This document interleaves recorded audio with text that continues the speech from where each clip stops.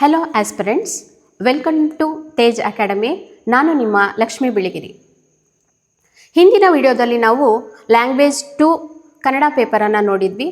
ಇಂದು ನಾವು ಲ್ಯಾಂಗ್ವೇಜ್ 1 ಕನ್ನಡ ಪೇಪರನ್ನು ನೋಡ್ತಾ ಇದ್ದೀವಿ. ವಿಶ್ಲೇಷಣೆಗೂ ಮುನ್ನ ಒಂದು ಸಣ್ಣ ಮಾಹಿತಿ ಇದೆ. ತೇಜ್ ಅಕಾಡೆಮಿ ವತಿಯಿಂದ ಒಂದು ಟೆಸ್ಟ್ ಸೀರೀಸನ್ನು ಲಾಂಚ್ ಮಾಡಿದ್ದಾರೆ. ಈ ಟೆಸ್ಟ್ ಸೀರೀಸ್ ತೇಜ್ ಅಕಾಡೆಮಿ ಆ್ಯಪಲ್ಲಿ ಲಭ್ಯವಿದೆ. ನೀವಿನ್ನೂ ನಮ್ಮ ಚಾನಲ್ಗೆ ಸಬ್ಸ್ಕ್ರೈಬ್ ಆಗಿಲ್ಲ ಅಂತ ಹೇಳಿದ್ರೆ ನಮ್ಮ ತೇಜ್ ಅಕಾಡೆಮಿಯನ್ನು ಪ್ಲೇಸ್ಟೋರಿಂದ ಡೌನ್ಲೋಡ್ ಮಾಡಿಕೊಂಡು ಅದರ ಒಂದು ಉಪಯೋಗವನ್ನು ಪಡ್ಕೊಳ್ಬೋದು.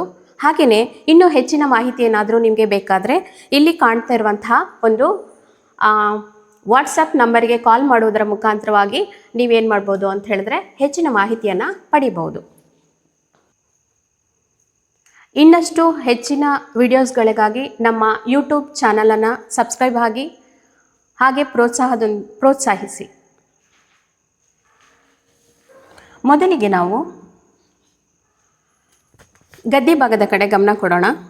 ಇಲ್ಲಿ ಒಂದು ಪ್ಯಾಸೇಜನ್ನು ನೀಡಲಾಗಿದೆ. ಆ ಪ್ಯಾಸೇಜನ್ನು ನಾವು ಇವಾಗ ಓದಿ ಅನಂತರ ಅಲ್ಲಿ ಇರುವಂತಹ 1 ರಿಂದ 8ರವರೆಗಿನ ಪ್ರಶ್ನೆಗಳಿಗೆ ಉತ್ತರವನ್ನು ನೀಡಬೇಕಾಗುತ್ತೆ. ಈಗ ಅಮೇರಿಕದ ದಕ್ಷಿಣ ಕೆರೋಲಿನಾದಲ್ಲಿ ಮೇದರ ಬುಟ್ಟಿಗಳಿಗೆ ತುಂಬ ಬೇಡಿಕೆ. ಈ ಬುಟ್ಟಿಗಳನ್ನು ಹೆಣೆಯುವವರೆಲ್ಲ ಅಮೇರಿಕನ್ ನೀಗೋ ಹೆಂಗಸರು. ಇವರು ಆಫ್ರಿಕಾದಿಂದ 300 ವರ್ಷಗಳ ಹಿಂದೆ ಗುಲಾಮರಾಗಿ ಸೆರೆಸಿಕ್ಕು ಇಲ್ಲಿಗೆ ಬಂದವರು. 18ನೇ ಶತಮಾನದಲ್ಲಿ ಕೆರೋಲಿನಾದ ತೋಟಗಾರರು ಇವರನ್ನು ಭತ್ತ ಬೆಳೆಯಲು ಕೊಂಡು ತಂದರು.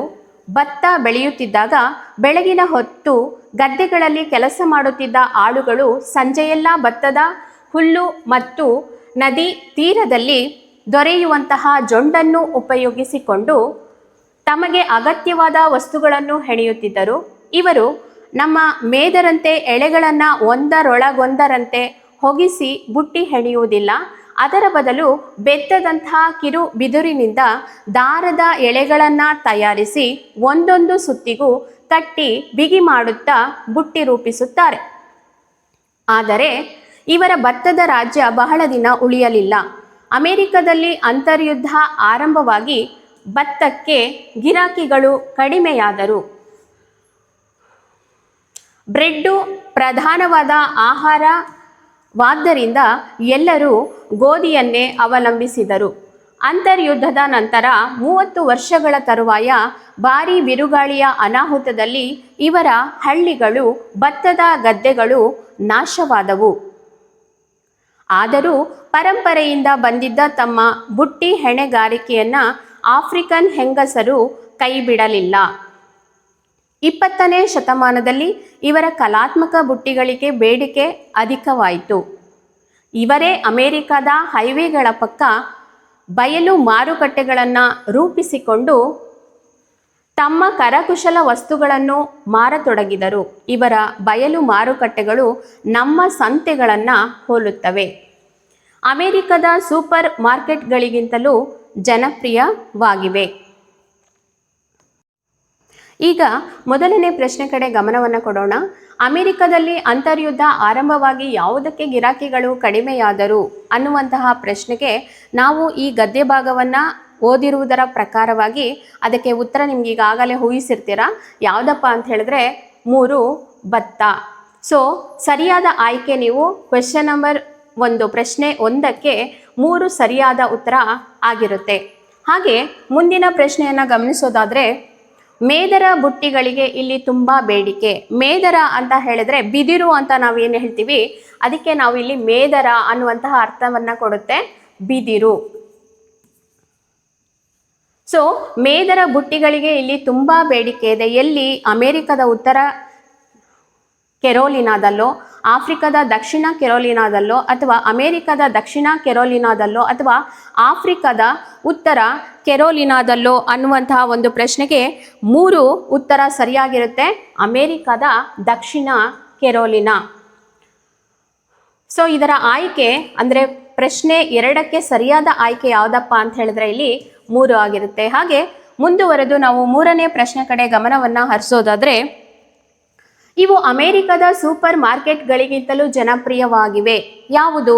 ಬಯಲು ಮಾರುಕಟ್ಟೆಗಳು, ಕರಕುಶಲ ವಸ್ತುಗಳು, ಮೇದರ ಬುಟ್ಟಿಗಳು ಹಾಗೂ ಕಲಾತ್ಮಕ ಬುಟ್ಟಿಗಳು ಅಂತ ಇದೆ. ಆದರೆ ಇಲ್ಲಿ ನಮಗೆ ಸರಿಯಾದ ಉತ್ತರ ಯಾವುದಪ್ಪ ಅಂತ ಹೇಳಿದ್ರೆ ಬಯಲು ಮಾರುಕಟ್ಟೆಗಳು. ಕ್ವಶನ್ ನಂಬರ್ 3ಗೆ ಉತ್ತರ 1 ಆಗಿರುತ್ತೆ. ಪ್ರಶ್ನೆ ಸಂಖ್ಯೆ 4, ಇವುಗಳಲ್ಲಿ ಸರಿಯಾದ ಹೇಳಿಕೆಯನ್ನು ಗುರುತಿಸಿ ಅಂತ ಕೊಟ್ಟಿದ್ದಾರೆ. ಸೊ ಯಾವುದಪ್ಪ ಸರಿಯಾದ ಹೇಳಿಕೆ ಅಂತ ಗಮನಿಸೋಣ. ಬ್ರೆಡ್ ಪ್ರಧಾನ ಆಹಾರವಾದ್ದರಿಂದ ಎಲ್ಲರೂ ಭತ್ತವನ್ನೇ ಅವಲಂಬಿಸಿದರು. ಪರಂಪರೆಯಿಂದ ಬಂದಿದ್ದ ತಮ್ಮ ಬುಟ್ಟಿ ಹೆಣೆಗಾರಿಕೆಯನ್ನು ಆಫ್ರಿಕನ್ ಹೆಂಗಸರು ಕೈಬಿಡಲಿಲ್ಲ. ಇವರ ಬಯಲು ಮಾರುಕಟ್ಟೆಗಳು ನಮ್ಮ ಹಳ್ಳಿಯ ಪಂಚಾಯಿತಿಗಳನ್ನು ಹೋಲುತ್ತವೆ. ಇವರ ಬಯಲು ಮಾರುಕಟ್ಟೆಗಳು ಆಫ್ರಿಕಾದ ಸೂಪರ್ ಮಾರ್ಕೆಟ್ಗಳಿಗಿಂತಲೂ ಜನಪ್ರಿಯವಾಗಿದೆ ಅನ್ನುವಂತಹ ಒಂದು 4 ಆಪ್ಷನ್ ಆಯ್ಕೆಗಳನ್ನು ಕೊಟ್ಟಿದ್ದಾರೆ.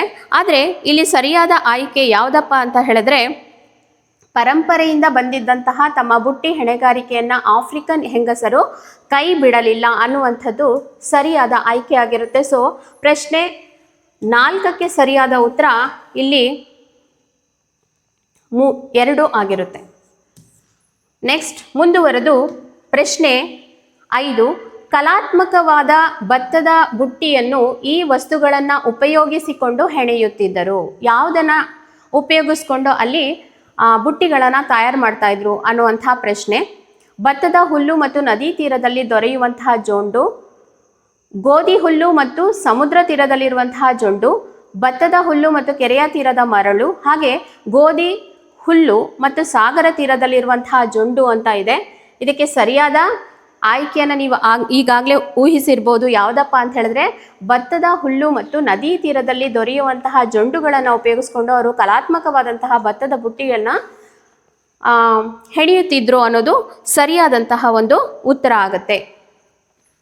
ಸೊ ಮುಂದುವರೆದು ಕ್ವೆಶ್ಚನ್ ನಂಬರ್ 5ಕ್ಕೆ ಸರಿಯಾದ ಉತ್ತರ 1 ಆಗಿರುತ್ತೆ. ಪ್ರಶ್ನೆ 6, ಇವರು ನಮ್ಮ ಮೇದರಂತೆ ಎಳೆಗಳನ್ನು ಒಂದರೊಳಗೊಂದರಂತೆ ಹೊಗಿಸಿ ಬುಟ್ಟಿ ಹೆಣೆಯುವುದಿಲ್ಲ. ಇಲ್ಲಿ ಇವರು ಎಂಬಂತಹ ಪದವು ಈ ವ್ಯಾಕರಣಾಂಶಕ್ಕೆ ಉದಾಹರಣೆ. ಇಲ್ಲಿ ಬಂದಿರುವಂತಹ ಗದ್ಯ ಭಾಗದಲ್ಲಿ ಇರುವಂತಹ ಇವರು ಇಲ್ಲೊಂದು ವ್ಯಾಕರಣಕ್ಕೆ ಸಂಬಂಧಪಟ್ಟ ಹಾಗೆ ಒಂದು ಪ್ರಶ್ನೆಯನ್ನು ಕೇಳಿದ್ದಾರೆ. ಇವರು ಅನ್ನೋದು ಏನಾಗುತ್ತೆ ಅಂತ ಹೇಳಿದ್ರೆ ನಾಮಪದದ ಬದಲಾಗಿ ಅಥವಾ ಬದಲಿಗೆ ಉಪಯೋಗಿಸುವಂತಹ ಒಂದು ಪದವನ್ನು ನಾವು ಏನಂತ ಕರಿತೀವಿ? ಸರ್ವನಾಮ ಅಂತ ಕರಿತೀವಿ. ಹಾಗಾಗಿ ಇಲ್ಲಿ ಇವರು ಅನ್ನೋದು ಏನಾಗುತ್ತೆ ಅಂತ ಹೇಳಿದ್ರೆ ಸರ್ವನಾಮ ಆಗುತ್ತೆ. ಕ್ರಿಯಾಪದ ಅಂದರೆ ನಿಮಗೆ ಗೊತ್ತು, ಕ್ರಿಯೆಯನ್ನು ಸೂಚಿಸುವಂತಹ ಪದ ಆಗಿರಬೇಕು. ತದ್ದಿತ ಅಂತನೂ ಅಲ್ಲ, ಹಾಗೆ ಕೃದಂತನೂ ಇದು ಆಗೋದಿಲ್ಲ. ಹಾಗಾಗಿ ಸರ್ವನಾಮ ಇದಕ್ಕೆ ಸರಿಯಾದಂತಹ ಉತ್ತರ. ಹಾಗೆ ಪ್ರಶ್ನೆ 6ಕ್ಕೆ ಸರಿಯಾದ ಉತ್ತರ 4 ಆಗಿರುತ್ತೆ. ಪ್ರಶ್ನೆ ಸಂಖ್ಯೆ 7, ಇವರ ಭತ್ತದ ರಾಜ್ಯ ಬಹಳ ದಿನ ಉಳಿಯದಿರಲು ಕಾರಣ. ಸೊ ಇಲ್ಲಿ ಆಪ್ಷನ್ಸನ್ನು ಕೊಟ್ಟಿದ್ದಾರೆ, 4 ಆಪ್ಷನ್ಸ್ಗಳನ್ನು ಕೊಟ್ಟಿದ್ದಾರೆ ನೋಡಿ. ಅಲ್ಲಿ ಕೇವಲ ಒಂದಾಗಿಲ್ಲ, ಅಲ್ಲಿ 2 ಆಗಿರ್ಬೋದು ಅಥವಾ 1, 2, 3 ಕೂಡ ಸರಿಯಾಗಿರ್ಬೋದು. ಯಾವುದು ಅಂತ ನೀವು ಪ್ರಶ್ನೆಯನ್ನು ಓದಿದರೆ ಗೊತ್ತಾಗುತ್ತೆ ಅಥವಾ ಆಯ್ಕೆಗಳನ್ನು ಓದಿದರೆ ಗೊತ್ತಾಗುತ್ತೆ. ಅಮೆರಿಕದಲ್ಲಿ ಅಂತರ್ಯುದ್ಧ ಆರಂಭವಾಗಿ ಭತ್ತಕ್ಕೆ ಗಿರಾಕಿಗಳು ಕಡಿಮೆಯಾದರು ಅನ್ನೋದಿದೆ. ಹಾಗೆ ಬ್ರೆಡ್ ಪ್ರಧಾನ ಆಹಾರವಾದ್ದರಿಂದ ಎಲ್ಲರೂ ಗೋಧಿಯನ್ನೇ ಅವಲಂಬಿಸಿದರು ಅನ್ನೋದಿದೆ. 3ನೇದು ಅಂತರ್ಯುದ್ಧದ ನಂತರ 30 ವರ್ಷಗಳ ತರುವಾಯ ಭಾರೀ ಬಿರುಗಾಳಿ ಅನಾಹುತದಲ್ಲಿ ಇವರ ಹಳ್ಳಿಗಳು ಭತ್ತದ ಗದ್ದೆಗಳು ನಾಶವಾಗಲಿಲ್ಲ ಅನ್ನೋಂಥದ್ದಿದೆ. ಹಾಗೆ ಇವುಗಳಲ್ಲಿ ಸರಿಯಾದ ಉತ್ತರವನ್ನು ಗುರುತಿಸಿ ಅಂದಾಗ ನಮಗೆ ಇಲ್ಲಿ ಸರಿಯಾದ ಉತ್ತರ ಯಾವುದಪ್ಪ ಅಂತ ಹೇಳಿದ್ರೆ 1 ಮತ್ತು 2 ಆಗಿರುತ್ತೆ. ಅಂದರೆ ಅಮೆರಿಕದಲ್ಲಿ ಅಂತರ್ಯುದ್ಧ ಪ್ರಾರಂಭ ಆಗಿತ್ತು, ಸೊ ಅದಕ್ಕೆ ಭತ್ತಕ್ಕೆ ಗಿರಾಕಿಗಳು ಕಡಿಮೆ ಆದರು. ಹಾಗೆ ಬ್ರೆಡ್ ಪ್ರಧಾನ ಆಹಾರವಾದ್ದರಿಂದ ಎಲ್ಲರೂ ಸಹ ಗೋಧಿಯನ್ನು, ಬ್ರೆಡ್ಡನ್ನು ಯಾವುದರಿಂದ ತಯಾರಿಸ್ತೀವಪ್ಪ ಅಂತ ಹೇಳಿದ್ರೆ ಗೋಧಿಯಲ್ಲಿ ತಯಾರಿಸ್ತಾ ಇದ್ರು. ಹಾಗಾಗಿ ಬ್ರೆಡ್ ಪ್ರಧಾನ ಆಹಾರವಾದ್ದರಿಂದ ಎಲ್ಲರೂ ಗೋಧಿಯನ್ನೇ ಅವಲಂಬಿಸಿದರು. ಇದು ಸರಿಯಾದ ಉತ್ತರ ಆಗಿರೋದ್ರಿಂದ 1 ಮತ್ತು 2 ನೋಡಿ. ಇಲ್ಲಿ ಆಯ್ಕೆ ಮಾಡಬೇಕಾದ್ರೂ ನಾವು ಕನ್ಫ್ಯೂಷನ್ ಮಾಡ್ಕೋಬಾರ್ದು. ಯಾಕೆಂದರೆ 1 ಮತ್ತು 2 ಸರಿಯಾಗಿಲ್ಲ ಅನ್ನುವಂಥ ಒಂದು ಆಯ್ಕೆಯನ್ನು ಸಹ ಅಲ್ಲಿ ನೀಡಿದ್ದಾರೆ. ಸೊ ಇಲ್ಲಿ 3ನೇ 1 ಮತ್ತು 2 ಸರಿಯಾಗಿವೆ ಅನ್ನುವಂತಹ ಆಯ್ಕೆಯನ್ನು ನಾವು ಆಯ್ಕೆ ಮಾಡಿದ್ರೆ ಕ್ವೆಶ್ಚನ್ ನಂಬರ್ 7ಕ್ಕೆ ಸರಿಯಾದಂತಹ ಉತ್ತರ ಆಗುತ್ತೆ. ಹಾಗೆ ಮುಂದುವರೆದು ಪ್ರಶ್ನೆ ಸಂಖ್ಯೆ 8, ತರುವಾಯ ಎಂಬ ಪದವು ಈ ವ್ಯಾಕರಣ ಅಂಶಕ್ಕೆ, ತರುವಾಯ ಎನ್ನುವಂತಹ ಪದವು ಈ ವ್ಯಾಕರಣ ಅಂಶಕ್ಕೆ ಉದಾಹರಣೆಯಾಗಿದೆ ಅನ್ನೋದು ಒಂದು ಪ್ರಶ್ನೆ. ಸೊ ಅವಧಾರಣಾರ್ಥ ಕಾವ್ಯನ, ಕ್ರಿಯಾರ್ಥ ಕಾವ್ಯನ, ಸಂಬಂಧಕಾರ್ಥ ಕಾವ್ಯನ ಅಥವಾ ಸಾಮಾನ್ಯಾರ್ಥ ಕಾವ್ಯನ ಅನ್ನೋದು ಇಲ್ಲಿ ಪ್ರಶ್ನೆ ಆಗಿದೆ. ನೋಡಿ, ಅವಧರಣಾರ್ಥ ಕಾವ್ಯಯ ಅಂತ ಹೇಳಿದ್ರೆ ಅಲ್ಲೊಂದು ನಿಶ್ಚಿತತೆ ಇರಬೇಕು. ಏನಿರಬೇಕು? ನಿಶ್ಚಿತತೆ ಇರಬೇಕು. ನಿಶ್ಚಿತತೆ ಇದ್ದಾಗ ಮಾತ್ರ ಅದೇನಾಗುತ್ತೆ? ಅವಧಾರಣಾರ್ಥ ಕಾವ್ಯಯ ಆಗುತ್ತೆ. ಫಾರ್ ಎಕ್ಸಾಂಪಲ್, ಇವಳೇ ನನ್ನ ಮಗಳು, ಇವಳೇ ನನ್ನ ಮಗಳು. ಸೊ ಇಲ್ಲಿ ಏಕಾರದಿಂದ ರೂಪುಗೊಂಡಂತಹ ಪದಗಳೇನಾದರೂ ಬಂದರೆ ಅದು ನಿಶ್ಚಿತತೆಯನ್ನ, ಇವಳೇ ಅನ್ನೋದನ್ನ ಪರ್ಟಿಕ್ಯುಲರ್ ಆಗಿ ಹೇಳೋದ್ರಿಂದ ಇದು ಅವಧಾರಣಾರ್ಥ ಕಾವ್ಯ ಆಗಬೇಕು. ಇಲ್ಲಿ ತರುವಾಯ ಅನ್ನೋದ್ರಲ್ಲಿ ಎಲ್ಲೂ ಕೂಡ ಏಕಾರ ಇಲ್ಲ, ಸೊ ಇದು ಆಗ್ಲಿಕ್ಕೆ ಸಾಧ್ಯ ಇಲ್ಲ. ಇನ್ನು ಕ್ರಿಯಾರ್ಥ ಕಾವ್ಯ ಅಂದರೆ ಕ್ರಿಯೆಯ ಸ್ಥಾನದಲ್ಲಿ ನಿಂತು ಒಂದು ಅರ್ಥವನ್ನ ಕೊಡಬೇಕು. ಸೊ ಇಲ್ಲಿ ಯಾವುದೇ ರೀತಿಯಾದಂತಹ ಕ್ರಿಯೆಯನ್ನು ಸಹ ಸೂಚಿಸ್ತಾ ಇಲ್ಲ, ಹಾಗಾಗಿ ಇದು ಕೂಡ ಆಗೋದಿಲ್ಲ. ಹಾಗೆ ಇನ್ನು ಸಂಬಂಧಾರ್ಥ ಕಾವ್ಯಯ ಅಂತ ಹೇಳಿದ್ರೆ ಒಂದು ವಾಕ್ಯಕ್ಕೆ ಮತ್ತೆ ಇನ್ನೊಂದು ಪದಕ್ಕೆ ಸಂಬಂಧ, ಅಥವಾ ಒಂದು ವಾಕ್ಯ ಅಥವಾ ಇನ್ನೊಂದು ವಾಕ್ಯಕ್ಕೆ ಸಂಬಂಧವನ್ನ ಕೊಡಬೇಕು. ಉದಾಹರಣೆಗೆ ಹೇಳಿದ್ರೆ ಮತ್ತು ಆಗಿರ್ಬೋದು, ಆದರೆ ಆಗಿರಬಹುದು, ಇವೆಲ್ಲ ಕೂಡ ಈ ಒಂದು ಇಲ್ಲಿ ಕೊಟ್ಟಿರುವಂತಹ ಪದದಲ್ಲಿ ಕಂಡು ಬರೋದಿಲ್ಲ. ಸೊ ಹಾಗಾಗಿ ಸಂಬಂಧಾರ್ಥ ಕಾವ್ಯ ಕೂಡ ಇದು ಆಗೋದಿಲ್ಲ, ಬದಲಾಗಿ ಸಮಾನಾರ್ಥ ಕಾವ್ಯ ಆಗುತ್ತೆ. ಸೊ ಹಾಗಾಗಿ ಆಯ್ಕೆ ಯಾವುದಪ್ಪ ಅಂತ ಹೇಳಿದ್ರೆ ಇಲ್ಲಿ ಕಾಲ ಮತ್ತು ಕಾಲವನ್ನು ಸೂಚಿಸಬೇಕು. ಅಂದರೆ ತರುವಾಯ ಇಲ್ಲಿ ಹೇಳಿದ ಹಾಗೆ, ಅನಂತರ, ಈ ರೀತಿಯಾದಂತಹ ಉದಾಹರಣೆಗಳೇನಾದರೂ ಬಂದರೆ ಸೊ ಅದು ಸಾಮಾನ್ಯಾರ್ಥ ಕಾವ್ಯ ಆಗುತ್ತೆ. ಸೊ ಇಲ್ಲಿ ಸರಿಯಾದ ಆಯ್ಕೆ ಯಾವುದಪ್ಪ ಅಂತ ಹೇಳಿದ್ರೆ ಪ್ರಶ್ನೆ ಸಂಖ್ಯೆ 8ಕ್ಕೆ 4 ಸರಿಯಾದ ಉತ್ತರ ಆಗುತ್ತೆ. ಮುಂದುವರೆದು ನೋಡಿದಾಗ ನಮಗೆ ಕಾಣುವಂಥದ್ದು ಇಲ್ಲಿ ಒಂದು ಪದ್ಯ ಭಾಗವನ್ನು ಕೊಟ್ಟಿದ್ದಾರೆ. ಅಂದರೆ 1ರಿಂದ 8ನೇ ಪ್ರಶ್ನೆಗಳವರೆಗೆ ಗದ್ಯ ಭಾಗದ ಒಂದು ಪ್ರಶ್ನೆಗಳಿಗೆ ನಾವು ಉತ್ತರವನ್ನು ಪಡ್ಕೊಂಡ್ವಿ. ಅದೇ ರೀತಿಯಾಗಿ ಇಲ್ಲಿ ಸೂಚನೆಯನ್ನು ಕೊಟ್ಟಿದ್ದಾರೆ. ನೋಡಿ, ಕೆಳಗಿನ ಪದ್ಯ ಭಾಗವನ್ನು ಓದಿಕೊಂಡು 9ರಿಂದ 15ರವರೆಗಿನ ಪ್ರಶ್ನೆಗಳಿಗೆ ಉತ್ತರಿಸಿ. ಅಲ್ಲೇ ಸೂಚನೆಯನ್ನು ಕೊಟ್ಟಿರ್ತಾರೆ, ಸೂಕ್ಷ್ಮವಾಗಿ ಗಮನಿಸಿ ನಾವು ಉತ್ತರವನ್ನು ಬರಿಬೇಕಾಗುತ್ತೆ. ನೋಡಿ, ಇಲ್ಲಿ ಹೀಗಿದೆ: ನಾವು ನೀವು ಅವರು ಇವರು ಒಂದೇ ಒಂದೇ ಒಂದೇ, ಭೂಮಿ ತಾಯ ಕುಡಿಗಳೆಂದು ಪಣವ ತೊಡಿರಿ ಹಿಂದೆ, ಸ್ವಸ್ವಭಾವ ಚಹರೆ ಬೇರೆ ತಾಯಿ ಬಸಿರು ಒಂದೇ, ಕಳಶ ಶಿಲುಬೆ ಬಿಳಿಮಿನಾರು ಧರ್ಮದ ಉಸಿರು ಒಂದೇ, ಆಂಗ್ಲ ಆಫ್ರಿಕನ್ನರಲ್ಲಿ ಹರಿವ ನೆತ್ತರು ಒಂದೇ, ಅಕ್ಕಿ ರಾಗಿಯ ಬಿಳಿದು ಕರಿದು ಹುಲ್ಲಿನ ಬಣ್ಣ ಒಂದೇ, ಬಾಣ ಬಿರುಸು ಕುಂಡ ಹಣತೆಯ ಬೆಳಕ ಸತ್ವ ಒಂದೇ, ಕಂದ ವೃತ್ತ ತ್ರಿಪದಿ ವಚನದ ರಸ ಕವಿತ್ವ ಒಂದೇ, ಕರ್ನಾಟಕ ವಂಗ ಆಂಧ್ರ ಭಾರತೀಯರ ಒಂದೇ, ಪೂರ್ವೋತ್ತರ ಪಡು ತೆಂಕಣ ಗಾಳಿ ಮುಗಿಲು ಒಂದೇ. ಇದನ್ನು ನೋಡಿದಾಗ ಏನನ್ಸುತ್ತಪ್ಪ ಅಂತ ಹೇಳಿದ್ರೆ ಒಂದು ದೇಶಭಕ್ತಿ ಆಗಿರ್ಬೋದು, ಒಂದು ಏಕತಾ ಭಾವನೆಯನ್ನು ಮೂಡಿಸುವಂತಹ ಒಂದು ಪದ್ಯ ಭಾಗ ಇದಾಗಿದೆ. ಸೊ ಹಾಗಾಗಿ ಇದಕ್ಕೆ ಸಂಬಂಧಪಟ್ಟ ಹಾಗೆ ಯಾವ ಪ್ರಶ್ನೆಯನ್ನ ನೀಡಿದ್ದಾರೆ ಅನ್ನೋದನ್ನ ಗಮನಿಸೋಣ.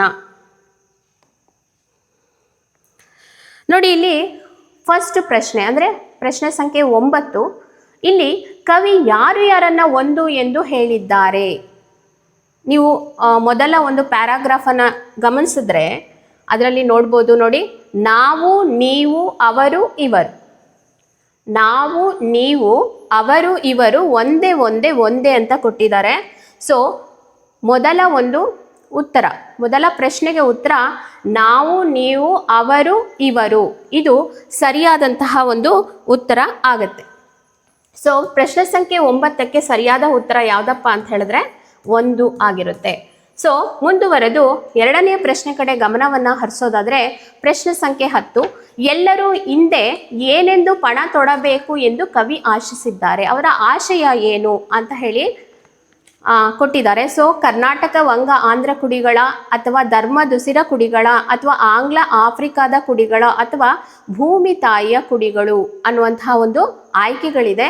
ಸೊ ಇಲ್ಲಿ ನಾವೆಲ್ಲರೂ ಒಂದೇ ಅನ್ನುವಂತಹ ಭಾವನೆ, ಅಂದರೆ ಏಕತಾ ಭಾವನೆಯನ್ನು ಸಾರುವಂತಹ ಒಂದು ಪದ್ಯ ಆಗಿರೋದ್ರಿಂದ ಇಲ್ಲಿ ಭೂಮಿ ತಾಯಿಯ ಕುಡಿಗಳು, ಕುಡಿಗಳು ಅಂದರೆ ಇಲ್ಲಿ ಮಕ್ಕಳು ಅನ್ನುವಂತಹ ಅರ್ಥವನ್ನು ಕೊಡುತ್ತೆ. ಸೊ ಹೀಗಾಗಿ ಸರಿಯಾದ ಆಯ್ಕೆ ಪ್ರಶ್ನೆ ಸಂಖ್ಯೆ 10ಕ್ಕೆ 4 ಸರಿಯಾದ ಆಯ್ಕೆ ಆಗಿರುತ್ತೆ. ಮುಂದುವರೆದು 11ನೇ ಪ್ರಶ್ನೆಯನ್ನು ಗಮನಿಸಿದಾಗ ಈ ಪದ್ಯದ ಆಶಯ ಭಾವ ಏನು ಅಂತ ಹೇಳಿ ಕೇಳಿದ್ದಾರೆ. ನಾವೆಲ್ಲ ಸೋದರರಂತೆ ಬಾಳ್ವೆ ನಡೆಸಬೇಕೆಂಬ ಏಕತಾ ಭಾವವನ್ನು ಈ ಕವನ ಒಳಗೊಂಡಿದೆ. ಏಕತಾ ಭಾವವನ್ನು ಈ ಕವನ ಒಳಗೊಂಡಿದೆ. ಮಾನವರಾದ ನಾವೆಲ್ಲ ಒಂದೇ ಎಂಬ ಭಾವನೆಯನ್ನು ಈ ಕವನ ತಿಳಿಸುತ್ತದೆ. ಸೊ ಭೂಮಿ ತಾಯಿಯ ಮಕ್ಕಳಾದ ನಾವೆಲ್ಲರೂ ಒಗ್ಗಟ್ಟಾಗಿರಬಾರದು. ಇಲ್ಲೊಂದು ನೆಗೆಟಿವ್ ಆಗಿರುವಂತಹ ಒಂದು ಸೆಂಟೆನ್ಸ್ ಅನ್ನು ಕೊಡಲಾಗಿದೆ. ಸೊ ಇಲ್ಲಿ ಸರಿಯಾದ ಉತ್ತರ ಯಾವುದಪ್ಪ ಅಂತ ಹೇಳಿದ್ರೆ 1 ಮತ್ತು 2 ಆಗುತ್ತೆ. ಇಲ್ಲಿ 1 ಮಾತ್ರ ಸರಿಯಾಗಿದೆ, 2 ಮಾತ್ರ ಸರಿಯಾಗಿದೆ, 1 ಮತ್ತು 2 ಸರಿಯಾಗಿದೆ ಅಂತ ಕೊಟ್ಟಿದ್ದಾರೆ. ಹಾಗೆ 1, 2, 3 ಸರಿಯಾಗಿವೆ ಅಂತ ಕೊಟ್ಟಿದ್ದಾರೆ. ಸೊ ಇದು ತಪ್ಪಾಗಿರೋದ್ರಿಂದ 1 ಮತ್ತು 2 ಇಲ್ಲಿ ಸರಿಯಾಗಿದೆ. ಹಾಗಾಗಿ ಪ್ರಶ್ನೆ ಸಂಖ್ಯೆ 11ಕ್ಕೆ ಸರಿಯಾದಂತಹ ಉತ್ತರ ಯಾವುದಪ್ಪ ಅಂತ ಹೇಳಿದ್ರೆ 3.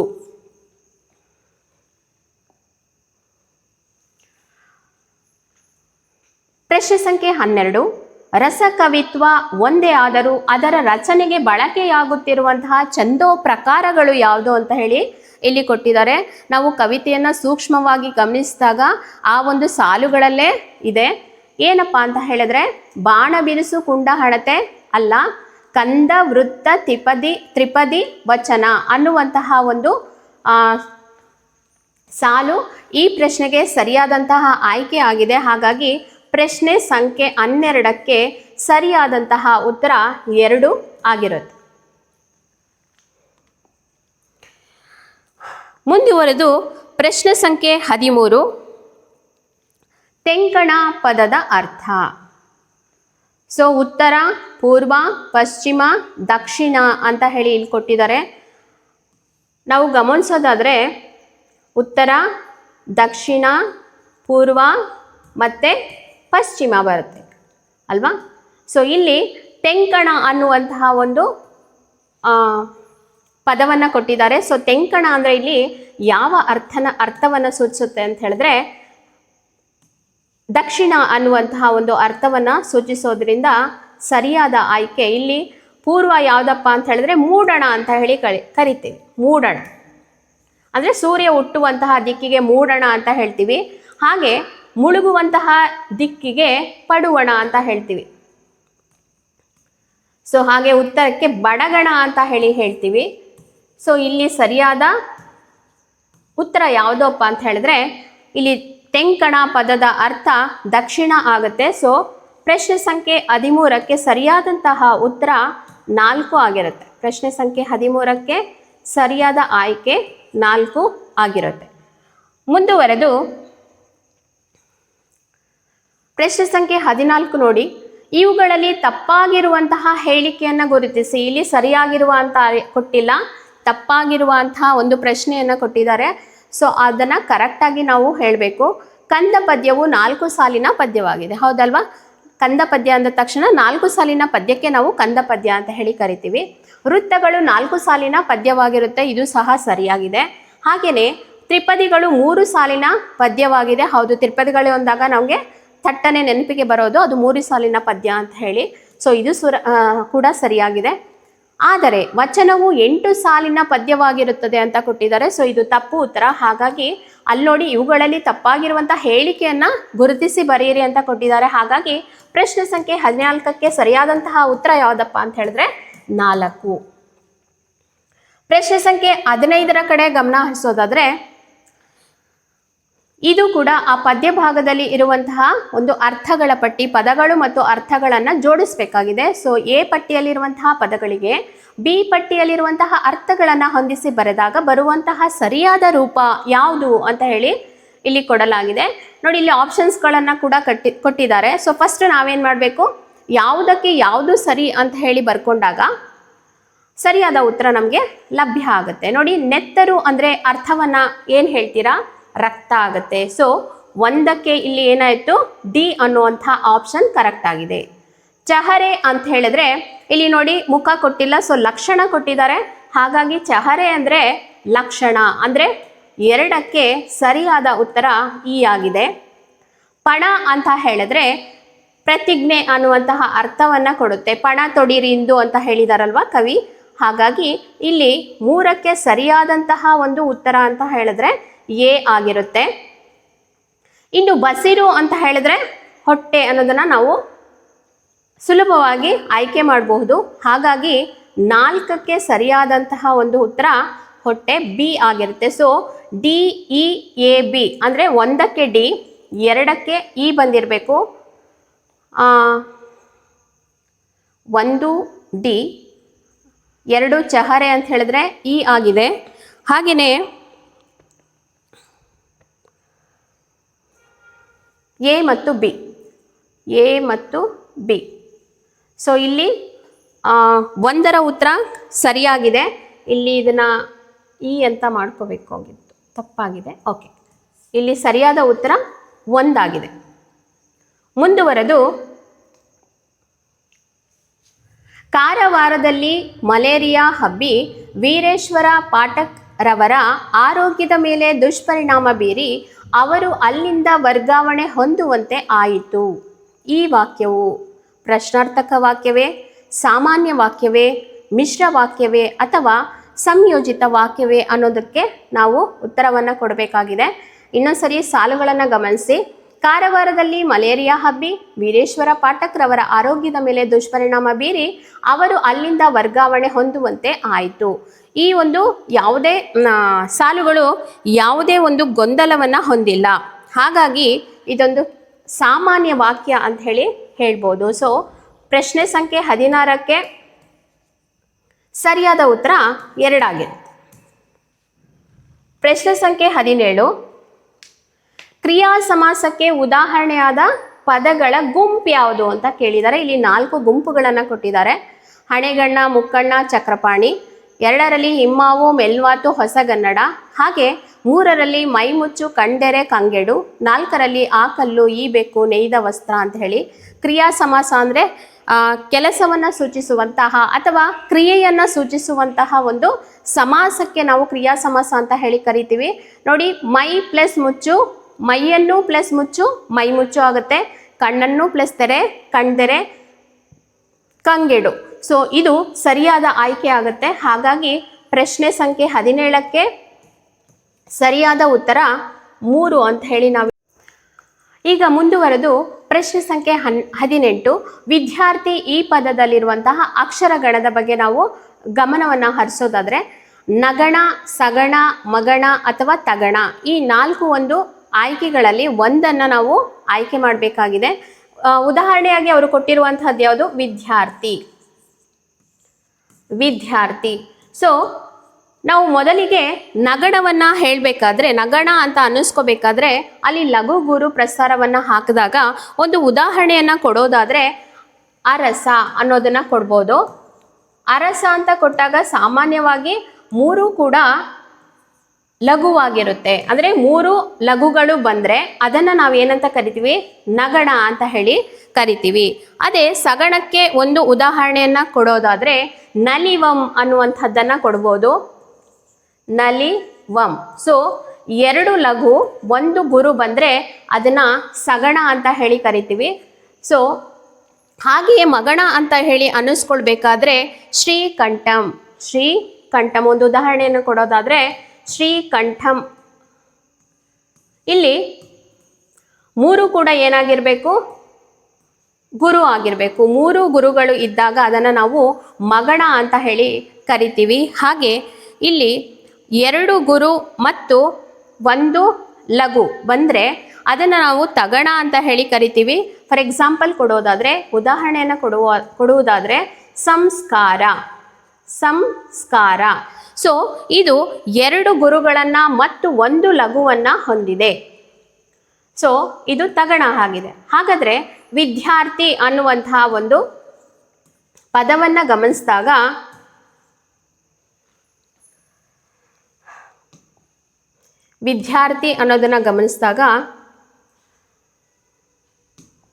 ಇಲ್ಲಿ ವಿದ್ಯಾರ್ಥಿ ನೋಡಿ, ಒತ್ತಕ್ಷರದ ಹಿಂದಿನ ಅಕ್ಷರ ಏನಾಗಿರಬೇಕು?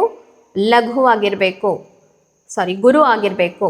ಹಾಗೆಯೇ ಇಲ್ಲೂ ಒತ್ತಕ್ಷರ ಇದೆ, ಹಾಗಾಗಿ ಅಲ್ಲಿಯೂ ಕೂಡ ಗುರು ಆಗುತ್ತೆ, ಹಾಗೆ ಇಲ್ಲಿ ಲಘು ಆಗುತ್ತೆ. ಸೊ 2 ಗುರುಗಳು ಮತ್ತು 1 ಲಘು ಬಂದರೆ ಅದನ್ನು ನಾವು ತಗಣ ಅಂತ ಹೇಳಿ ಕರಿತೀವಿ. ಸೊ ಇಲ್ಲಿ ಸರಿಯಾದ ಆಯ್ಕೆ ಪ್ರಶ್ನೆ ಸಂಖ್ಯೆ 18ಕ್ಕೆ ಉತ್ತರ 4 ಆಗಿರುತ್ತೆ.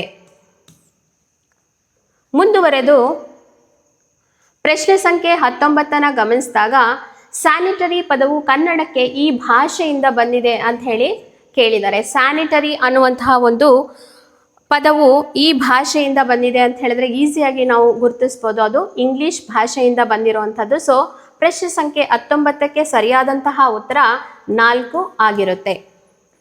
ಪ್ರಶ್ನೆ ಸಂಖ್ಯೆ 20ಕ್ಕೆ 20 ನೋಡಿ, ಎಳಗಿಳಿಗಳ ಬಳಗಗಳು ನಳನಳಿಸಿ ಬೆಳೆದ ಕಳವೆಯ ಎಳೆಯ ಕಾಳಿಗೆ ಎಳಸಿ ಬಂದವು, ಇದು ಈ ಅಲಂಕಾರಕ್ಕೆ ಉದಾಹರಣೆಯಾಗಿದೆ ಅಂತ ಕೊಟ್ಟಿದ್ದಾರೆ. ಯಾವ ಅಲಂಕಾರ? ಚೇಕಾನುಪ್ರಾಸವೇ, ಯಮಕವೇ, ವೃತ್ತಾನುಪ್ರಾಸವೇ ಅಥವಾ ಉಪಮಾ ಅಲಂಕಾರವೇ ಅನ್ನೋದು ಆಗಿದೆ. ನೋಡಿ ಇಲ್ಲಿ ಗಮನಿಸಿ, ವ್ಯಂಜನಾಕ್ಷರಗಳು ಪುನಃ ಪುನಃ 1 ಬಾರಿ ಅಥವಾ 2 ಬಾರಿ ಏನಾದರೂ ಬಂದಿದ್ದರೆ ಅಂತಹದ್ದನ್ನು ನಾವು ಏನಂತ ಕರಿತೀವಪ್ಪ ಅಂತ ಹೇಳಿದ್ರೆ ವೃತ್ತಾನುಪ್ರಾಸ ಅಂತ ಹೇಳಿ ಕರಿತೀವಿ. ಹಾಗಾಗಿ ಇಲ್ಲಿ ಸರಿಯಾದಂತಹ ಉತ್ತರ ಏನು ಅಂತ ಹೇಳಿದ್ರೆ ವೃತ್ತಾನುಪ್ರಾಸ. ಅಂದರೆ ಪ್ರಶ್ನೆ ಸಂಖ್ಯೆ 20ಕ್ಕೆ ಸರಿಯಾದಂತಹ ಉತ್ತರ 3 ಆಗಿರುತ್ತದೆ. ಇನ್ನು ಪ್ರಶ್ನೆ 21, ಉದಾಹರಣೆಗಳ ಸಂಗ್ರಹ, ಪರಿಶೀಲನೆ, ಸಾಮಾನ್ಯ ಗುಣಲಕ್ಷಣಗಳು, ನಿಯಮ, ಸೂತ್ರವನ್ನು ರೂಪಿಸುವುದು ಇವು ಈ ಬೋಧನಾ ಪದ್ಧತಿಯ ಅನುಕ್ರಮ ಹಂತಗಳಾಗಿವೆ ಅನ್ನೋದನ್ನು ಕೊಟ್ಟಿದ್ದಾರೆ. ಅದು ನಿಗಮನ ಪದ್ಧತಿಯೇ, ಅನುಗಮನ ಪದ್ಧತಿಯೇ, ಉಪನ್ಯಾಸ ಪದ್ಧತಿಯೇ ಅಥವಾ ಕ್ರೀಡಾ ಪದ್ಧತಿಯೇ? ನೋಡಿ ಅಲ್ಲಿ ಉದಾಹರಣೆಗಳ ಸಂಗ್ರಹ, ಪರಿಶೀಲನೆ ಮತ್ತು ಸಾಮಾನ್ಯ ಗುಣಲಕ್ಷಣಗಳು, ನಿಯಮ, ಸೂತ್ರವನ್ನು ರೂಪಿಸುವುದು ಇವು ಬೋಧನಾ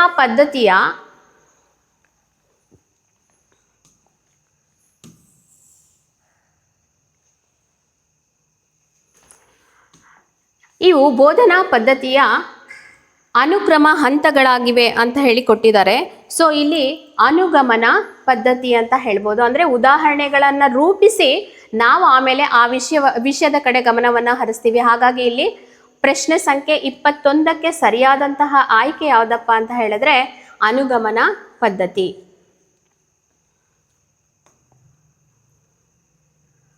ಪ್ರಶ್ನೆ ಸಂಖ್ಯೆ 22, ಸ್ವಾತಂತ್ರ್ಯ, ಸಮಾನತೆ, ಭ್ರಾತೃತ್ವ ಇವು ಧಾರ್ಮಿಕ ಮೌಲ್ಯಗಳೇ, ಸಾಮಾಜಿಕ ಮೌಲ್ಯಗಳೇ, ವೈಯಕ್ತಿಕ ಮೌಲ್ಯಗಳೇ ಅಥವಾ ಪ್ರಜಾಸತ್ತಾತ್ಮಕ ಮೌಲ್ಯಗಳೇ ಅಂತ ಹೇಳಿ ಕೊಟ್ಟಿದ್ದಾರೆ. ಸೊ ಸ್ವಾತಂತ್ರ್ಯ, ಸಮಾನತೆ, ಭ್ರಾತೃತ್ವ ಅನ್ನೋದು ಪ್ರಜಾಪ್ರಭುತ್ವದ ಮೌಲ್ಯಗಳಾಗಿವೆ. ಹಾಗಾಗಿ ಇದು ಪ್ರಶ್ನೆ ಸಂಖ್ಯೆ 22ಕ್ಕೆ ಸರಿಯಾದ ಉತ್ತರ 4 ಆಗಿರುತ್ತೆ. ಇನ್ನು ಮುಂದುವರೆದು ಪ್ರಶ್ನೆ ಸಂಖ್ಯೆ 23, ಕನ್ನಡ ಭಾಷಾ ಶಿಕ್ಷಕರು 8ನೇ ತರಗತಿಯಲ್ಲಿ ತಲಕಾಡಿನ ವೈಭವ, 9ನೇ ತರಗತಿಯಲ್ಲಿ ಬೆಡಗಿನ ತಾಣ ಜಯಪುರ, ಹಾಗೆಯೇ 10ನೇ ತರಗತಿಯಲ್ಲಿ ಲಂಡನ್ ನಗರ ಎಂಬ ಪ್ರವಾಸ ಕಥನಗಳ ಗದ್ಯಪಾಠಗಳನ್ನು ಬೋಧಿಸಿರುತ್ತಾರೆ. ಹಾಗಾದರೆ ಇಲ್ಲಿ ಈ ವಿಧಾನವನ್ನು ತಿಳಿಯಬಹುದಾಗಿದೆ. ಎಂತಹ ಇದು ವಿಧಾನವಂತ ಹೇಳಿ ನಾವು ಕರಿತೀವಪ್ಪ ಅಂತ ಹೇಳಿದ್ರೆ ಅಂತರ್ಗತ ವಿಧಾನವೇ, ರಚನಾತ್ಮಕ ವಿಧಾನವೇ, ಸುರುಳಿಯಾಕಾರದ ವಿಧಾನವೇ ಅಥವಾ ನಿಗಮನ ವಿಧಾನವೇ ಅಂತ ಹೇಳಿ ಕೇಳಿದ್ದಾರೆ.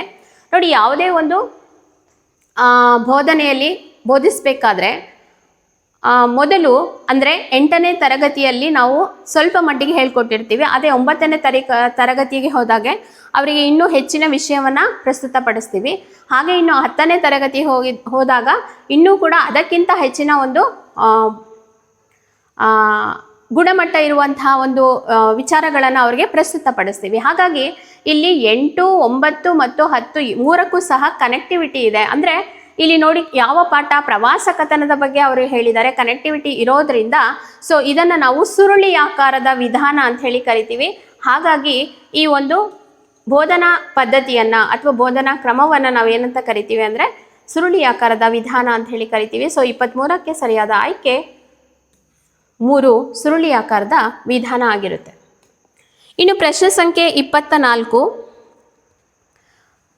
2005ರ ರಾಷ್ಟ್ರೀಯ ಪಠ್ಯಕ್ರಮವು ಈ ಕೆಳಗಿನ ವೈಶಿಷ್ಟ್ಯಗಳನ್ನು ಹೊಂದಿದೆ ಅಂತ ಹೇಳಿಕೊಟ್ಟಿದ್ದಾರೆ. ಕಲಿಕೆಯನ್ನು ಜೀವನದ ಅವಶ್ಯಕತೆಗಳೊಂದಿಗೆ ಜೋಡಿಸುವುದು, ಮತ್ತು ಶಾಲೆಯ ಹೊರಗಿನ ಬದುಕಿಗೆ ಜ್ಞಾನವನ್ನು ಸಂಯೋಜಿಸುವುದು. ಇವುಗಳಲ್ಲಿ ಸರಿಯಾದ ಉತ್ತರವನ್ನು ಗುರುತಿಸಿ ಅಂತ ಕೊಟ್ಟಿದ್ದಾರೆ. ಸೊ ಇವೆರಡೂ ಸಹ ನಾವು ಹಿಂದಿನ ವಿಡಿಯೋವನ್ನು ನೀವೇನಾದರೂ ಗಮನಿಸಿದರೆ ಆ ಒಂದು ಪ್ರಶ್ನೆ ಪತ್ರಿಕೆಯ ಕೊನೆಯ ಒಂದು ಪ್ರಶ್ನೆ ಆಗಿತ್ತು ಇದು.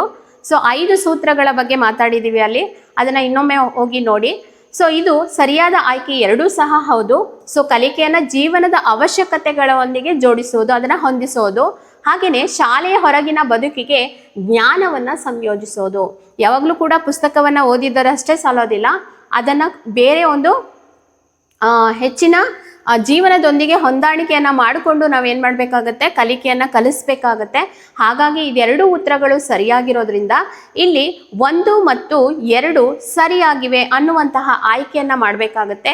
ಸೊ ಪ್ರಶ್ನೆ ಸಂಖ್ಯೆ 23ಕ್ಕೆ ಉದಾಹರಣೆ ಏನಪ್ಪ ಅಂತ ಹೇಳಿದ್ರೆ, 24ಕ್ಕೆ ಉದಾಹರಣೆ ಏನಪ್ಪ ಅಂತ ಹೇಳಿದ್ರೆ, ಆಯ್ಕೆ ಸರಿಯಾದ ಆಯ್ಕೆ 3 ಆಗಿರುತ್ತೆ.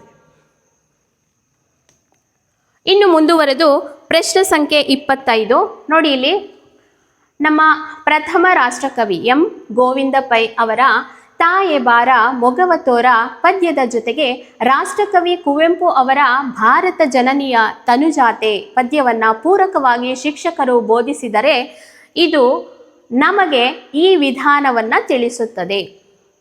ಸೊ ಯಾವ ವಿಧಾನವನ್ನು ತಿಳಿಸುತ್ತದೆ ಅಂತ ಹೇಳಿದ್ರೆ, ಸಮ್ಮಿಳಿತ ವಿಧಾನವೇ, ರಚನಾತ್ಮಕ ವಿಧಾನವೇ, ಹಾಗೆ ಸುರುಳಿ ಆಕಾರದ ವಿಧಾನ ಅಥವಾ ಅನುಗಮನ ವಿಧಾನವೇ ಅಂತ ಹೇಳಿ ಕೇಳಿದ್ದಾರೆ.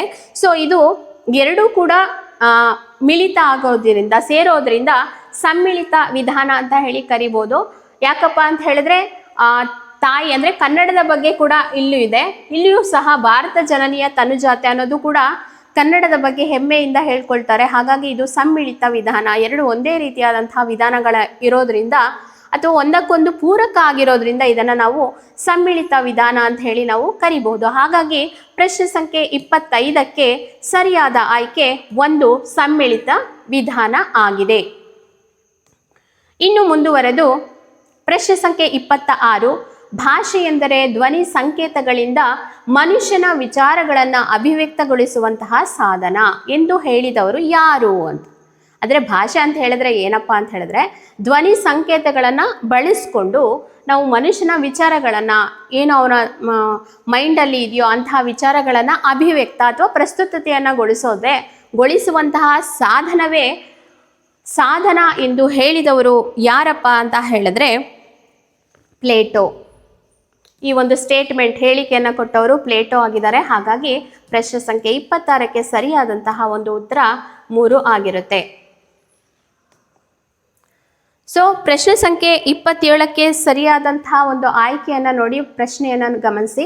ಭಾಷಾ ಕೌಶಲಗಳನ್ನು ಬೆಳೆಸುವುದು ಸಾಹಿತ್ಯಿಕ ಉದ್ದೇಶವೇ, ಭಾಷಿಕ ಉದ್ದೇಶವೇ, ನೈತಿಕ ಉದ್ದೇಶವೇ ಅಥವಾ ಮಾನಸಿಕ ಉದ್ದೇಶವೇ ಅಂತ ಹೇಳಿ ಕೇಳಿದ್ದಾರೆ. ಸೊ ಭಾಷಾ ಕೌಶಲಗಳು ಯಾವುದು ಅನ್ನೋದ್ರ ಕಡೆ ಗಮನ ಹರಿಸೋದಾದ್ರೆ LSRW ಅಂದರೆ ಲಿಸನಿಂಗ್ ಕೇಳುವಿಕೆ, ಹಾಗೆಯೇ ಸ್ಪೀಕಿಂಗ್ ಮಾತನಾಡುವಿಕೆ, ರೀಡಿಂಗ್ ಓದುವಿಕೆ, ಮತ್ತು ರೈಟಿಂಗ್ ಅಂದರೆ ಬರೆಯುವಿಕೆ. ಸೊ ಈ 4 ಕೌಶಲಗಳನ್ನು ಬೆಳೆಸುವುದು ಯಾವ ಉದ್ದೇಶದಿಂದ? ಭಾಷಿಕ ಉದ್ದೇಶದಿಂದ. ಭಾಷೆಯನ್ನು ಸರಿಯಾದ ರೀತಿಯಲ್ಲಿ ಕಲಿಸುವಂತಹ ಉದ್ದೇಶದಿಂದ ನಾವು ಈ ಒಂದು 4 ಕೌಶಲಗಳನ್ನು ಬಳಸ್ತೀವಿ, ಸಾಹಿತ್ಯದಲ್ಲಿ ಬಳಸ್ತೀವಿ. ಹಾಗಾಗಿ ಪ್ರಶ್ನೆ 27ಕ್ಕೆ ಸರಿಯಾದ ಆಯ್ಕೆ ಯಾವುದಪ್ಪ ಅಂತ ಹೇಳಿದ್ರೆ 2 ಭಾಷಿಕ ಉದ್ದೇಶ. ಇನ್ನು ಪ್ರಶ್ನೆ 28, ಸಾಮಾನ್ಯ ಅರ್ಥದಲ್ಲಿ ಆಲಿಸುವಿಕೆ ಎಂದರೆ. ನೋಡಿ, ಇಲ್ಲಿ ಕರೆಕ್ಟಾಗಿ ಗಮನಿಸಬೇಕು. ಅವರು ವಿಶೇಷ ಅರ್ಥ ಅಂತ ಕೇಳಿಲ್ಲ, ಸಾಮಾನ್ಯ ಅರ್ಥ ಅಂತ ಕೇಳಿದ್ದಾರೆ. ಹಾಗಾಗಿ ಇಲ್ಲಿ ಕೇಳುವಿಕೆ, ಮಾತನಾಡುವಿಕೆ, ಬರೆಯುವಿಕೆ, ಓದುವಿಕೆ ನೀವು ಸುಲಭವಾಗಿ ಗುರುತಿಸ್ಬೋದು. ಯಾವುದಪ್ಪ ಅಂತ ಹೇಳಿದ್ರೆ ಕೇಳುವಿಕೆ ಅಲ್ವಾ. ಸಾಮಾನ್ಯ ಅರ್ಥದಲ್ಲಿ ಆಲಿಸುವಿಕೆ ಅಂತ ಹೇಳಿದ್ರೇನು ಕೇಳುವಿಕೆ ಆಗುತ್ತೆ. ಆದರೆ ಶಿಕ್ಷಣ ಶಾಸ್ತ್ರದಲ್ಲಿ ಈ ಒಂದು ಆಲಿಸುವಿಕೆ ಅನ್ನೋದು ಏನಪ್ಪ ಅಂತ ಹೇಳಿದ್ರೆ, ಆಲಿಸುವಿಕೆ ಅಂದರೆ ಕೇಳೋದನ್ನು ಅರ್ಥ ಮಾಡ್ಕೊಳ್ಬೇಕು. ಏನು ಕೇಳಿಸ್ಕೋತೀವೋ ಅದನ್ನು ಅರ್ಥ ಮಾಡ್ಕೋಬೇಕು. ಹಾಗೆಯೇ ಅರ್ಥೈಸಿಕೊಳ್ಬೇಕು ಮತ್ತು ಗ್ರಹಿಸಬೇಕು. ಯಾರೋ ಏನೋ ಮಾತಾಡಿದ್ರೆ ಅದನ್ನು ನಾವು ಅರ್ಥವನ್ನು ಮಾಡ್ಕೊಳ್ಬೇಕು, ಹಾಗೆ ಗ್ರಹಿಸುವುದು. ಇದೆರಡನ್ನೂ ಮಾಡಿದಾಗ, ಅಟ್ ಎ ಟೈಮ್ ಇದೆರಡನ್ನ ಮಾಡಿದಾಗ ಅದನ್ನು ನಾವೇನಂತ ಕರಿತೀವಿ?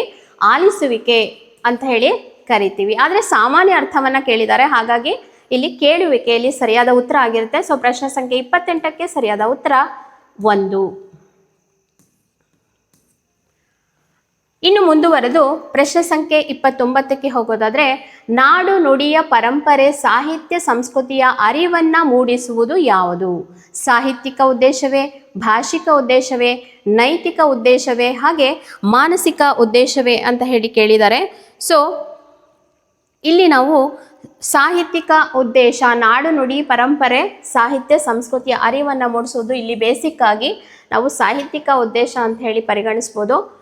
ಸೊ ಹಾಗಾಗಿ ಇಲ್ಲಿ ಪ್ರಶ್ನೆ 29ಕ್ಕೆ ಸರಿಯಾದ ಉತ್ತರ 1 ಆಗಿರುತ್ತೆ. ಇನ್ನು ಕೊನೆಯ ಪ್ರಶ್ನೆ 30. ಪಠ್ಯಕ್ರಮ ನಿರ್ಧರಿಸಿದ ಗುರಿಗಳನ್ನು, ಪಠ್ಯಕ್ರಮವು ನಿರ್ಧರಿಸಿದ ಗುರಿಗಳನ್ನಾಗಿರ್ಬೋದು ಮತ್ತು ಸೂಚಿಸಿದಂತಹ ಮಾರ್ಗೋಪಾಯಗಳಾಗಿರಬಹುದು ಅಥವಾ ಸಾಕಾರಗೊಳಿಸಲು ಒಂದು ನಿರ್ದಿಷ್ಟ ವಿಷಯದ ಪಠ್ಯಾಂಶವನ್ನು ಒಳಗೊಂಡ ಸಾಧನ ಯಾವುದು ಅಂತ ಹೇಳಿ ಕೇಳಿದ್ದಾರೆ.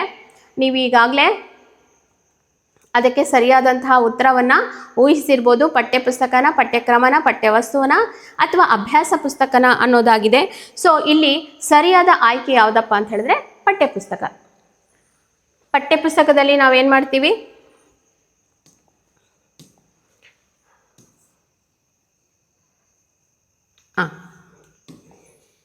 ಸೊ ಪಠ್ಯಪುಸ್ತಕವನ್ನು ಗಮನಿಸಿದಾಗ ಅಲ್ಲೇನಿರುತ್ತೆ? ಏನೋ ಪಠ್ಯಕ್ರಮದಲ್ಲಿ ನಿರ್ಧರಿಸಿದ ಗುರಿ ಏನು, ಆ ವಿಚಾರವನ್ನು ಮಗುವಿಗೆ ಕಲಿಸಿಕೊಡ್ಬೇಕು ಅನ್ನೋದಿರುತ್ತೆ. ಹಾಗೆ ಪಠ್ಯವಸ್ತು ಸೂಚಿಸಿದಂತಹ ಮಾರ್ಗೋಪಾಯಗಳ ಮುಖಾಂತರವಾಗಿ ಅದನ್ನು ಸಾಕಾರಗೊಳಿಸ್ಲಿಕ್ಕೆ ಆಗಿ ಒಂದು ನಿರ್ದಿಷ್ಟ ವಿಷಯ, ಒಂದು ಪರ್ಟಿಕ್ಯುಲರ್ ಆದಂತಹ ಸಬ್ಜೆಕ್ಟಿನ ಬಗ್ಗೆ ಪಠ್ಯದ ಅಂಶಗಳನ್ನು ಒಳಗೊಂಡಂತಹ ಸಾಧನಕ್ಕೆ ನಾವೇನಂತ ಕರಿತೀವಿ? ಪಠ್ಯಪುಸ್ತಕ ಅಂತ ಕರಿತೀವಿ. ಹಾಗಾಗಿ ಪ್ರಶ್ನೆ ಸಂಖ್ಯೆ 30ಕ್ಕೆ ಸರಿಯಾದಂತಹ ಒಂದು ಆಯ್ಕೆ ಅಂತ ಹೇಳಿದ್ರೆ 1 ಆಗಿರುತ್ತೆ.